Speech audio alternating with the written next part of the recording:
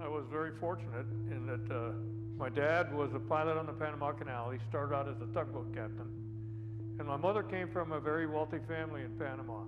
I was baptized as a baby in the Catholic Church, and that was what started me on my road to problems in my life, as a matter of fact. I grew up in Panama. I spoke only Spanish. I didn't speak any English. Yo puedo hacer cualquier cosa que quiera en español. You didn't understand a word. My dad started me in an English-speaking school in the Panama Canal. 5 years old, didn't speak a word of English. I couldn't even get by in it, didn't even understand what was going on. And I became the target for the American kids to pick on me constantly. And nobody did any good about it until finally my dad said, okay, here's something that you can help to protect yourself with. And he gave me a piece of pipe about 3 feet long. And he says, this is called an equalizer.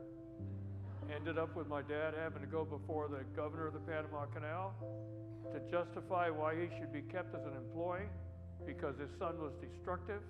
We were attending at the time the First Baptist Church in Balboa. And in Balboa, the pastor of that church, fortunately for me, was a Wheaton College graduate. When I got in trouble in Panama, my dad and the pastor of the church decided to send me out to school in the States, get me out of there. So they sent me to Wheaton Academy, which is a good Christian school just outside Chicago.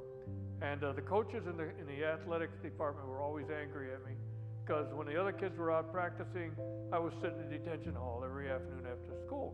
My dad said, we got to do something with this kid. So what does he end up doing? Dies of a heart attack in my arms. I'm 16 years old, and my whole world just completely disappeared. In college, I went through ROTC, got an Army commission, went on active duty, went to jump school, Ranger school. And one assignment I got was to go with the special operations team down to Guatemala. And I saw people butchered by the thousands in villages all over. And something snapped inside me. And I had gone through a very sad marriage and divorce. And he said, Holt, you can't spend the rest of your time by yourself. I've had enough of this stuff called marriage. I'm bitter. I don't want any more to do with it.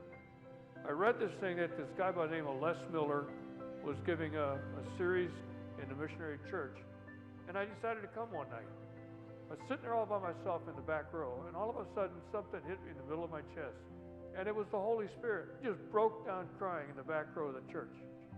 God was working on me in a great way. And that day, I gave my life back to Christ. I guess I started praying that God would forgive me because it's that important to me.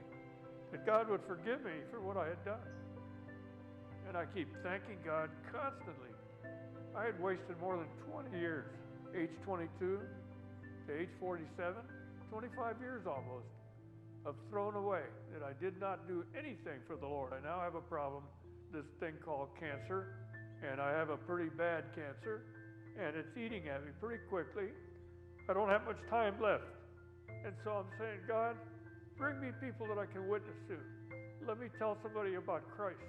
Christ has a use for all of us.